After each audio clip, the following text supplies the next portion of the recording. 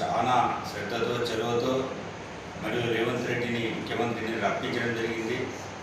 మరియు ముక్తాల్ నారాయణపేట కొడంగల్ ఎత్తిపోతల విషయంలో కూడా నిన్న కాట్రపల్లి ఎక్కడెక్కడ ఏమేమి వర్క్ జరుగుతుందని చెప్పి సంపూర్ణంగా ఒక 30 minutes టైం కేటాయించడం జరిగింది.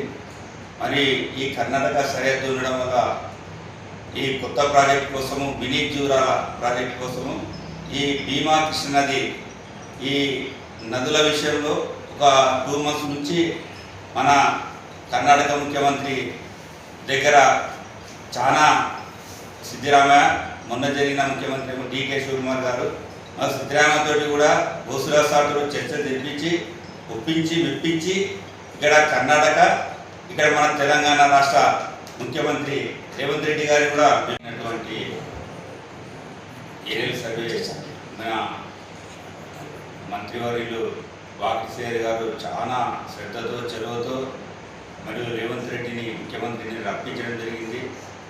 మరియు ముక్తాల్ నారాయణపేట కొడంగల్ ఎత్తిపోతల విషయంలో కూడా నిన్న కాట్రపల్లి ఎక్కడెక్కడ ఏమేమి వర్క్ జరుగుతుందని చెప్పి సంపూర్ణంగా ఒక 30 minutes టైం కేటాయించడం జరిగింది.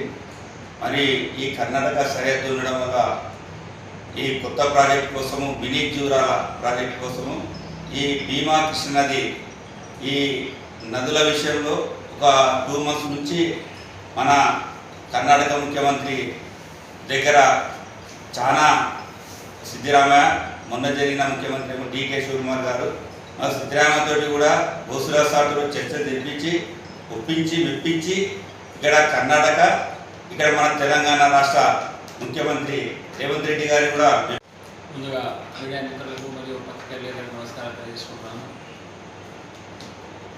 మన స్థానిక శాసనసభ్యులు మంత్రివర్యులైన డాక్టర్ వాకిటి శ్రీహరి గారు సుమారుగా ఒక 3 నుంచి 4 నెలలు అయింది కృష్ణా నది పైన మరియు భీమా నది పైన బ్రిడ్జ్ కమ్ బ్యారేజీలు కట్టాలి. జూరాల ప్రాజెక్ట్ నుంచి మన కర్ణాటక బార్డర్ వరకు నది 53 కిలోమీటర్ల నది మనకు పారుతుంది.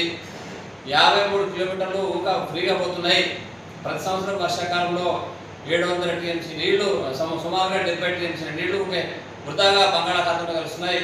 దీన్ని ఏ విధంగా మనము ఆపుకొని మన రైతాంగానికి అందరూ కూడా మేలు చేయాలనే అన్న ఒక దృఢ సంకల్పంతో సుమారు 3-4 నెలల నుంచి ఆయన కష్టపడి మన ఇరిగేషన్ శాఖ మంత్రి అయిన ఉత్తమ్ కుమార్ రెడ్డి గారిని మరి అలాగే కర్ణాటక ఇరిగేషన్ శాఖ మంత్రి అయిన బోస్వార్ గారిని ఒప్పించి కర్ణాటక ముఖ్యమంత్రిని కలిసి వాళ్ళందరినీ కలిసి అందరి టెక్నికల్ నిన్న ఏదైతే ముఖ్యమంత్రి గారు మన నియోజకవర్గానికి ఈ సాగునీటి ప్రాజెక్టుల మీద స్పెషల్గా 2 రోజులు పర్యటన రావడం, అందులో భాగంగా ప్రధానంగా కృష్ణానది మీద బ్యారేజ్ కంప్లీట్స్ ఒకటి, భీమా నది పైన బ్యారేజ్ కంప్లీట్స్ ఏదైతే త్వరితగతిన దీన్ని డిపిఆర్ తయారు చేస్తూ టెక్నికల్ అడ్మినిస్ట్రేషన్ తీసుకొని దీన్ని ఎమ్మనే ప్రారంభం ఇచ్చే విధంగా అధికారులను ఇరిగేషన్ అధికారులను ఆదేశాలు జారీ చేయడం పట్ల మక్తల్ నియోజకవర్గ ప్రజల పక్షాన అదేవిధంగా రైతుల పక్షాన ముఖ్యమంత్రి గారికి హృదయపూర్వక ధన్యవాదాలు తెలుపుతున్నాం.